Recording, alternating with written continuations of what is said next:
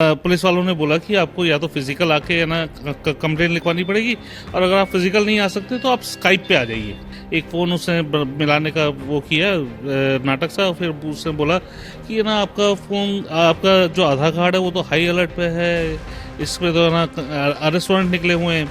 Visually है ना, जैसे है ना बार्स दिखाई देते हैं लोहे के, 3-4 डेस्क थे जिन पे पुलिस वाले बैठ के काम कर रहे थे, लोग आ जा रहे थे, मतलब जैसे थाने का सीन सा होता है ना, आना जाना लगा रहता है, ऐसा कुछ सीन। आपको है ना फिजिकल की बदले डिजिटल अरेस्ट कर लेते हैं। इसमें करना आपको ये होगा कि स्काइप आपको ऑन रखना पड़ेगा 24/7, और है ना उसमें आप वीडियो बंद कर सकते हैं, ऑडियो बंद नहीं कर सकते। कॉल तो ये लोग रैंडम ही करते हैं, पर कौन फंसता है कौन नहीं फंसता है, पर हाँ जिसको भी फ़ोन करते हैं उनकी उसकी रेकी जरूर की होती है।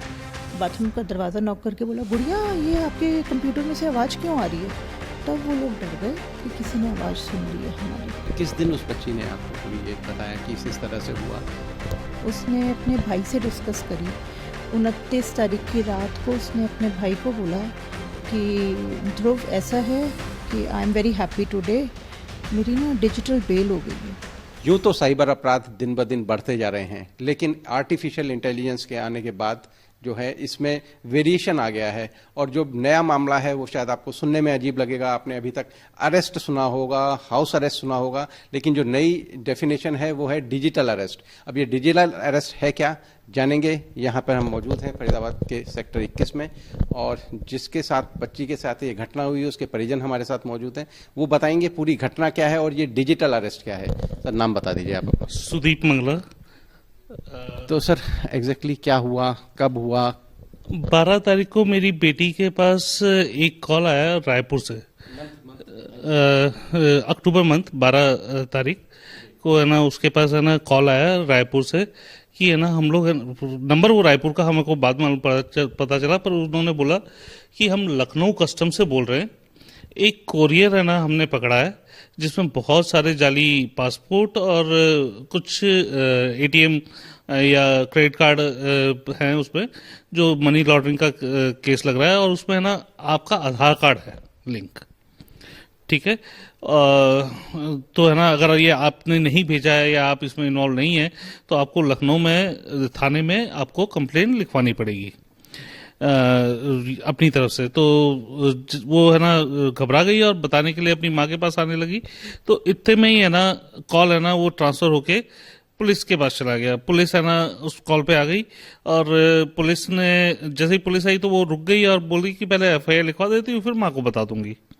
स्काइप कब इन्वॉल्व हुआ? हाँ बताता हूँ मैं। तब है ना पुलिस वालों ने बोला कि आपको या तो फिजिकल आके है ना कंप्लेंट लिखवानी पड़ेगी, और अगर आप फिजिकल नहीं आ सकते तो आप स्काइप पे आ जाइए।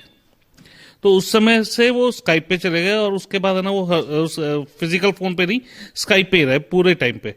तो उन्होंने है ना स्काइप पे आने के बाद है ना उसने है ना नाटक किया कि है ना कंप्लेंट लिख रहे हैं। इतने में वो बोलता है कि है ना आपकी कंप्लेंट तो मैंने लिख ली है, और मैं ना आपका जो आधार है ना उसकी वेरिफिकेशन कर लेता हूँ हेड ऑफिस पे। एक फोन उसने मिलाने का वो किया नाटक सा, फिर उसने बोला कि है ना आपका फोन, आपका जो आधार कार्ड है वो तो हाई अलर्ट पे है, इस पे तो है ना अरेस्ट वारंट निकले हुए हैं, दिस एंड दैट, पता नहीं क्या क्या। बहुत सारे लोगों ने फिजिकली है ना आपके अगेंस्ट है ना कंप्लेंट लिखवाई हुई है कि अनन्या के अकाउंट में हमने पैसा डाला है और ये किया और वो किया। तो आपको तो है ना हमारे को अरेस्ट करना पड़ेगा, लोकल पुलिस को हम भेज रहे हैं आपके पास, और सीबीआई को इन्वॉल्व, सीबीआई अब ये केस सीबीआई देखेगी, और सीबीआई को है ना इन्वॉल्व कर लिया। तो एक चीज मैं बीच में टोक रहा हूँ, उसमें पीछे जब पुलिस के पास कॉल गया तो विजुअली पीछे क्या दिखा बच्चे? विजुअली है ना, जैसे है ना बार्स दिखाई देते हैं लोहे के, 3-4 डेस्क थे जिन पे पुलिस वाले बैठ के काम कर रहे थे, लोग आ जा रहे थे, मतलब जैसे थाने का सीन सा होता है ना, आना जाना लगा रहता है, ऐसा कुछ सीन। उसमें थाना भी दिख रहा है, हवालात भी दिख रहा है, वो सब था। और सीबीआई ने है ना उसे बोला कि अब आना आप किसी को कुछ बता नहीं सकते, इसलिए कॉन्फिडेंशियल एग्रीमेंट एक है ना उन्होंने उनको भेजा कि ये कॉन्फिडेंशियल एग्रीमेंट है, अब आप किसी को कुछ नहीं बता सकते, ना अपने माँ बाप को ना अपने दोस्तों को, किसी को नहीं बता सकते, और हम आपको अरेस्ट करने के लिए लोकल पुलिस भेज रहे हैं। तो इसने बोला कि है ना मैं तो अपनी माँ बाप को बता दूंगी, अब अगर अरेस्ट होंगी तो बोलते हैं ऐसा करते हैं कि है ना हम आपको फिजिकल अरेस्ट नहीं करते, डिजिटल अरेस्ट कर लेते हैं। मतलब वो क्या कॉन्फिडेंस दिखाया है या मदद का कोई भरोसा दिया? मदद का भरोसा दिया कि आप है ना, लग रहा है हमारे को कि है ना आप है ना बहुत इन्वॉल्व नहीं है, पर है ना आपका आधार कार्ड मिसयूज हो गया है, इसलिए है ना हम आपको है ना फिजिकल की बदले डिजिटल अरेस्ट कर लेते हैं। इसमें करना आपको ये होगा कि स्काइप आपको ऑन रखना पड़ेगा 24/7, और है ना उसमें आप वीडियो बंद कर सकते हैं, ऑडियो बंद नहीं कर सकते। मतलब 24 घंटे उस पर नजर रहेगी बच्ची पर, बच्ची की। क्या क्या बात कर रही है, क्या नहीं कर रही, कहीं अपने माँ बाप से तो बात नहीं कर रही इस बारे में, या किसी और से तो बात नहीं कर रही। तो जैसे है ना उसे घर से बाहर है ना किसी जाना होता था कहीं पे, तो उसके मोबाइल पे ऑन कराते थे, घर के अंदर होती थी तो वो लैपटॉप पे ऑन रखती थी अपना स्काइप हर वक्त।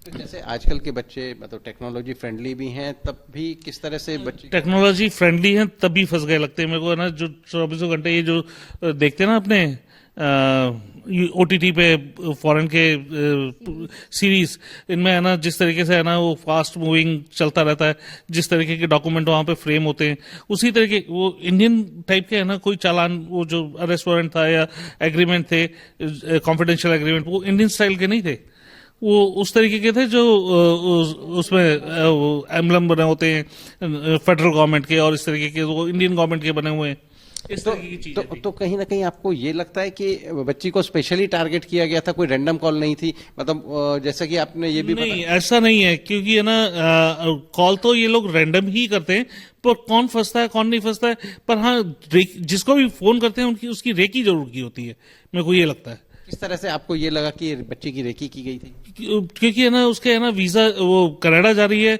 और है ना उसका है ना वीजा लग चुका है, और अब 1.5 महीने में उसने फ्लाई करना है, तो उन्होंने जब बोला कि है ना आपके बाहर आने जाने में दिक्कत हो सकती है या जो भी, तो इसका मतलब ये है कि है ना उसे डराया उसी चीज से था जिसका सबसे ज्यादा डर रहता है बच्चों में, कि अब इसलिए जो बाहर बच्चा जा रहा है तो ये है कि पुलिस रिकॉर्ड कहीं खराब ना हो जाए। पुलिस रिकॉर्ड क्यों खराब होगा, वैसे तो उसने कुछ किया नहीं, उसे ये सोचना चाहिए था उसने जब कुछ किया ही नहीं तो उसका कोई नहीं बिगाड़ सकता। यहाँ पे माँ बाप बैठे हैं, सब लोग बैठे हैं, एक सोसाइटी में बैठी है जिसमें है ना 2, 4, 5, 7 लोग जानते भी हैं, तो उसका कौन क्या बिगाड़ता, अगर उसने कुछ नहीं किया तो उसका कुछ नहीं बिगाड़ता। अच्छा, बात करें अमाउंट की, तो कितने अमाउंट की चीटिंग की गई उससे? उसको है ना जब है ना सीबीआई के पास इन्होंने केस डाला, फिर उसके बाद 2 दिन बाद इन्होंने है ना इससे परस्यू किया कि है ना आपका केस है ना कोर्ट में चला गया है, और आपके ऊपर 3.8 करोड़ रुपीस का क्या कहते हैं मनी लॉन्ड्री का केस बना है, तो उसका 5% आपको बेल अमाउंट भरनी है, लगभग 15 लाख रुपए की उन्होंने डिमांड की। इसने स्ट्रेट अवे मना कर दिया कि मेरे पास 15 लाख रुपए नहीं है। फिर इन्होंने टटोलना शुरू किया, आपके पास कितने हैं, कुछ तो भेजिए, जज साहब को भेजेंगे तो जज साहब को बताएंगे कि उस पैसे दे रही है, कर रही है, जज से बात करा देंगे, ये कर देंगे, वो सारी बात करके है ना इसने है ना फिर दिमाग लगाया कि इसकी हॉस्टल फीस इसके पास पड़ी है, या हम मेरे से मांग ली इसने हॉस्टल फीस, और है ना वो हॉस्टल फीस 2.5 लाख रुपए इसने उन लोगों को ट्रांसफर कर दी। आज जब ये पूरी घटना हुई उस समय आप कहाँ थे? मैं अहमदाबाद इंडिया पाकिस्तान का मैच देखने के लिए गया हुआ था बाई रोड। तो आपसे कोई बात नहीं हुई? मदर आप हैं, आपसे क्या बात हुई? मतलब बच्ची की आपने मनोदशा देखी होगी, क्या समझ में आया उस समय, या कोई बातचीत हुई हो उस समय? बच्ची परेशान दिख रही थी, क्या हुआ था? बिल्कुल वो खाना नहीं खा रही थी उन डेज में, ना तो वो ब्रेकफास्ट ले रही थी, लंच डिनर कुछ भी नहीं ले रही थी, और मैं उसको हर टाइम टोक रही थी कि ये आप बेटा अपने हाथ में लेके लैपटॉप क्यों घूम रहे हो, ऐसा क्या काम चल रहा है? तो वो बस इशारे से मुझे बोलती थी मम्मा चुप, बोलना नहीं है आपने कुछ भी। मुझे लगा कुछ लिख रही होगी या कुछ काम कर रही होगी, क्योंकि वो अच्छा लिखती है, कंटेंट राइटर है और काम करती है, और बड़े एफिशिएंसी से उसका काम होता है। तो कमरा भी बंद रखती है थोड़ी देर के लिए, हमें बोल के भी जाती है कि मैं कुछ काम कर रही हूँ। तो मेरे को ऐसा लगा कि वो अपना कुछ काम कर रही है, पर मैं रात को उसके साथ सो रही थी, पापा नहीं थे तो हम इकट्ठे सो रहे थे मम्मा बेटी, तो बीच में लैपटॉप ऑन रहता था, तो वो मुझे लगता था कि ये ऑन क्यों छोड़ा हुआ है लैपटॉप। अच्छा अभी आप सो जाओ, मैं भी बंद कर दूंगी, मैं कुछ देख रही हूँ, कुछ काम कर रही हूँ। वो तो जो एंड डे 29 तारीख को उसमें से आवाज़ आई, अनन्या ये वॉशरूम में थी और मेरी मेड काम कर रही थी इसके बेडरूम में, इसका बेडरूम सेट कर रही थी। तो उसने बोला कि गुड़िया, बाथरूम का दरवाज़ा नॉक करके बोला गुड़िया ये आपके कंप्यूटर में से आवाज़ क्यों आ रही है। तब वो लोग डर गए कि किसी ने आवाज़ सुन ली है हमारी। उन्होंने 2 बार कॉल किया, अनन्या। उसने आके मुझे बोला भाभी ये तो लैपटॉप में से आवाज़ आ रही है, इसमें से आवाज़ भी आती है। तो मैं गई देखने के लिए, मैंने कहा हो सकता है उसका कोई कॉल आ रहा होगा। फिर मैंने देखा वो स्काइप लॉग आउट था, मतलब ब्लैंक स्क्रीन थी उसके ऊपर। और मैंने फिर उससे पूछा कि कौन बोल रहा था ये, कह रही कुछ नहीं मामा, कोई कॉल कर रहा था, मैं भी कॉल बैक कर लेती हूँ। उसने कुछ भी नहीं बताया मुझे, पर हाँ काफ़ी चेहरा उतरा हुआ, पीलापन, और खाना बिल्कुल नहीं खा रही थी उन दिनों में। तो आपने पूछा तो बताया नहीं उसने, आपने बाकी फादर को बताई उसकी मनोदशा, जब मतलब फादर कितने दिनों बाद आए? ये तो आ गए थे 16 तारीख को आ गए थे, 2 दिन के लिए गए थे। ये तो 16 को आ गए थे वापस। लेकिन फिर भी उसकी कंडीशन सेम ही रही? नहीं, वो हमारे साथ नॉर्मल बैठ रही थी, जैसे हमारे कमरे में हम लोग इकट्ठे बैठते हैं उठते हैं, बिल्कुल नॉर्मल। क्योंकि उसको बोला गया था ना कि आपने बिल्कुल नॉर्मल बिहेव करना है, उसको इंस्ट्रक्शंस थी कि आपने बिल्कुल नॉर्मल बिहेव करना है। अब मैं सोच रही हूँ ना पीछे जाके, रिवर्स में जाकर ये सारी बातें, तो मैं मतलब रियलाइज कर रही हूँ, मैं अपने आप को भी दोषी मान रही हूँ कि मुझे इससे बात खुल के ही करनी चाहिए थी कि क्या चल रहा है ये। मैं देख ही लेती हूँ उसका लैपटॉप उठा के या उसका मोबाइल पकड़ के, क्योंकि हम लोग देखते ही नहीं है बच्चों की चीजें। इतना विश्वास है हम लोगों को। वो ये सोचा नहीं कि बच्चा परेशानी में भी आ सकता है? विश्वास तो ठीक है, लेकिन बच्चे के ऊपर परेशानी भी हो सकती है। जिस तरह से 15 दिन से ज्यादा समय बच्चा डिप्रेस रहा, परेशान रहा, सोच ही नहीं सकते ना हम इतनी बड़ी बात। तो ये तो कहीं दूर दूर तक हमारे दिमाग में ही नहीं है, ये बात कहीं पे भी नहीं है हमारे दिमाग में।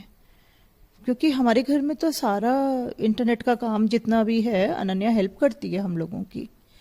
मेरा बेटा करता था पहले, अब वो नहीं है तो अब ये करती है। ये फटाफट कर लेते हैं, 2 मिनट के अंदर काम कर लेते हैं। अच्छा, बच्ची अभी क्या क्या कर रही है और क्या पढ़ने के लिए बाहर जाना था? अभी वो, अब उसने अपनी जॉब छोड़ी थी जून में। उसके बाद उसने इंटर्नशिप करा अपना 4 मंथ्स का ministry of electronics and information technology में। उसने mygov.in के लिए कंटेंट राइटर थी वो, PMO के लिए लिखती थी वो। और फिर इंटर्नशिप अब ख़त्म हो गया था, तो अब हम उसकी जाने की तैयारी कर रहे हैं, कनाडा जाने की रेडी। उसकी मास्टर्स करनी है उसने, उसका एडमिशन हो चुका है वहाँ पे, और उसने अप्लाई करना है। तो हम तो उसकी शॉपिंग वगैरह में बिजी हैं। तो फिर किस दिन उस बच्ची ने आपको पूरी ये बताया कि इस तरह से हुआ? उसने अपने भाई से डिस्कस करी। 29 तारीख की रात को उसने अपने भाई को बोला कि ध्रुव ऐसा है कि I am very happy today, मेरी ना डिजिटल बेल हो गई है। उसको बड़ा वो, ही वॉज वेरी शॉक्ड कि ये व्हाट इज़ द वर्ड दीदी, डिजिटल बेल। वो जॉब पे था, वो आके अपनी कार में बैठा और उसने कहा बहन, मीन्स उसको तब तक भी समझ में नहीं आया कि उसके साथ फोर्जरी हो गई है? कुछ भी नहीं, वो तो थैंक्स कर रही थी उन लोगों का। उसने बोला ध्रुव ऐसा है कि ऐसे ऐसे मेरे ऊपर 2 घंटे से उसको पूरी कहानी सुनाई, मेरे बेटे को कहानी सुनाकर, और उसको कहती है मेरी तो डिजिटल बेल हो गई है और 1-2 नवंबर में ना सारे पैसे वापस आ जाएंगे, और 5-7 हज़ार रुपये का खर्चा आया है पेपर वर्क पे, जो तो वो तो मैनेजेबल है, 5-6 हज़ार रुपये का खर्चा, और बाकी पैसे तो अपने वापस आ जाएंगे। आज मेरे को इतनी तसल्ली हो रही है, आज मैं अच्छे से खाना भी खाऊंगी। और ये तो जब उसने पूरी कहानी सुनी और उसने रियलाइज़ करा, उसने कहा मम्मी पापा कहाँ हैं? मम्मी पापा तो सो चुके हैं, रात के 12 बज रहे हैं। उसने कहा मम्मी पापा को उठाओ दीदी। उसने अभी नहीं उठाना मम्मी पापा को। क्यों उठाना है, किस लिए बताना है मम्मी पापा को? मम्मी पापा को थोड़ी ना बताना है, ये बात बताने की ज़रूरत ही नहीं है मम्मी पापा को। फिर बेटे ने शोर मचाया तो हमें पता चला, तब भी हमें 30 तारीख की सुबह इसने बताया। पूरी रात मेरा बेटा वीडियो कॉल पे इसके साथ टच में रहा, क्योंकि उसने रियलाइज़ करा दिया इसको कि आप गलत हो दीदी, कोई पैसा वापस नहीं आना, हमारे साथ फ्रॉड हो चुका है और हम गलत हैं, आपसे गलती हो गई है। तो फिर वो डर भी गया कि अब दीदी ना घर में उठाने दे रही है, ना फ़ोन करने दे रही है घर में दादा दादी को या मम्मी पापा को। फिर वो पूरी रात इसके साथ वीडियो कॉल पे रहा बच्चा मेरा। सुबह 7 बजे उसने अपने पापा को बताया। जब जानकारी में आया तो फिर अब आपने क्या स्टेप लिया? हम लोग है ना सबसे पहले तो गए सौरे थाने, साइबर क्राइम तालाब पे जो साइबर क्राइम थाना है वहाँ पे गए NIT, और वहाँ पे है ना हम लोगों ने अपनी कंप्लेंट लॉन्च कराई। उन लोगों ने है ना बड़े एफिशिएंटली इत्मीनान से हमारी बात सुन के सारी कंप्लेंट ली, सारी चीज़ों को सर्विलांस पे डाला है। और है ना, और आज भी है ना हमारे से टच में थे, आज भी है ना जो उनको इनपुट चाहिए था वो बिटिया ने उनको प्रोवाइड कराए। बच्चे को है ना संभाला, बच्चे को समझाया और उसको काउंसलिंग की, बेसिकली तसल्ली दी कि है ना कोई बात नहीं, जो भी होगा देखा जाएगा। आप है ना अपने आप को संभालो। अच्छा, एक चीज और जानना चाहूंगा, क्या पुलिस ने बताया कि डिजिटल अरेस्ट इससे पहले भी क्या उनके पास कोई इस तरह का मामला आया है? नहीं, उनके पास इस तरीके का कोई मामला नहीं आया था। इससे पहले है ना वो जो डिस्कस कर रहे थे कि है ना आजकल उनके पास जो ज्यादा क्राइम जो आ रहे थे वो वर्क फ्रॉम होम दिलवाने वाले आ रहे थे, जिसमें है ना 60 लाख रुपए तक लोगों से ठगी। ये बिल्कुल नई तरह की चीटिंग का मामला है। लोगों को क्या कहना चाहेंगे, क्योंकि आप इसका, आपका बच्चा, आपका परिवार उसका शिकार हुआ है, किस तरह से लोगों को अवेयर करेंगे? मैं तो कहूंगा हर बच्चे को सबसे पहले अपने माँ बाप को, अगर कोई उसको लगता है कि मैं कहीं फंस रहा हूं तो सबसे पहले माँ बाप को इन्वॉल्व करे। उसके अलावा कोई रास्ता नहीं है। अगर है ना, अगर वो सेकंड ओपिनियन ले लेती, एक बार कम्युनिकेशन तोड़ देती तो शायद बच जाती। कम्युनिकेशन भी तोड़ देती ना, उनका फोन है ना स्काइप से हटा देती है अपने को, तो शायद बच जाती। या फिर है ना सेकंड ओपिनियन हमसे, किसी से भी, दादू दादी से, किसी से भी बात कर लेती तो शायद बच जाती। तो ये थे जो अनन्या है, जो इस हादसे का शिकार हुई, इस ठगी का शिकार हुई। उनके पेरेंट्स का कहना है कि बच्चों पर नज़र रखनी ज़रूरी है और साथ साथ बच्चों को ये कॉन्फिडेंस देना चाहिए माता पिता को कि अगर उनके साथ कुछ भी गलत हो रहा है, कुछ भी उन्हें परेशानी हो रही है, तो उतना भरोसा अपने माँ बाप पे रखें, क्योंकि पहले जो उनके दोस्त हैं या पहले जो उनके शुभ चिंतक हैं वो परिवार के लोग ही हैं, और उन्हें ज़रूर इस तरह के मामलों में शामिल किया जाए तो वो कहीं ना कहीं ज़्यादा सेफ होंगे। हरियाणा तक के लिए फरीदाबाद से सचिन गौड़।